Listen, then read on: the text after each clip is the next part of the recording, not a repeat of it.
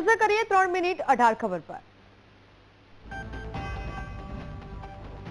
ગાંધીનગરના બહિયાલમાં ગર્ભમાં બે જૂથ વચ્ચે હિંસા, બે જૂથ સામસામે આવી જતા પથ્થરમારો અને આગચંપી, પોલીસે ટીયર ગેસનો ચલાવ્યો મારો।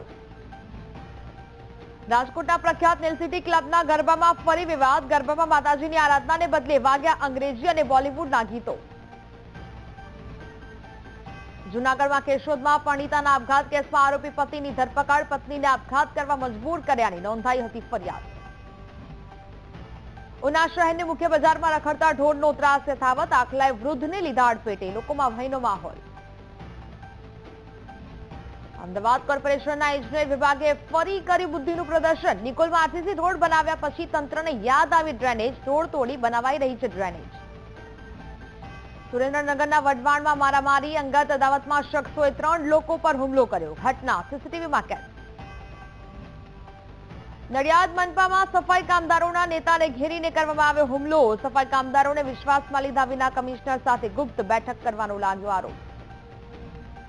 પોરબંદરના દરિયામાં જહાજમાં લાગેલી આગ 3 દિવસ પછી પણ બેકાબુ, હરિદર્શન નામના માલવાહક જહાજમાં સોમવારે લાગી હતી આગ।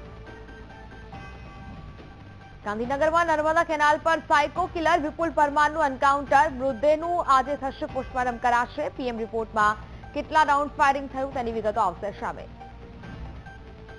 દાહોદમાં એમ્બ્યુલન્સમાં દારૂની હેરાફેરી, એમ્બ્યુલન્સના ચોરખાનામાંથી લાખોનો દારૂ જપ્ત, કુલ 18 લાખનો મુદ્દામાલ જપ્ત। સુરેન્દ્રનગરના ચોટીલામાં ભૂમાફિયા સામે તવાઈ યથાવત, જામવાડી ગામમાંથી પકડાયા 4 કાર્બોસેલના કુવા। સુરેન્દ્રનગરના થાનગઢમાં ગરબીના આયોજનમાં ફાયરિંગ થતા અફરાતફરીનો માહોલ સર્જાયો, જાહેરમાં શખ્સોએ કર્યું 6 રાઉન્ડ ફાયરિંગ, પોલીસે શખ્સની કરી છે અટકાયત।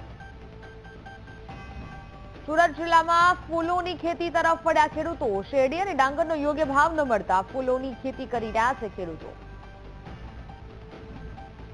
લદ્દાખને પૂર્ણ રાજ્યનો દરજ્જો આપવાની માંગ સાથે હિંસક પ્રદર્શન, અથડામણમાં 4 લોકોના મોત, 70 થી વધુ લોકો ઇજાગ્રસ્ત।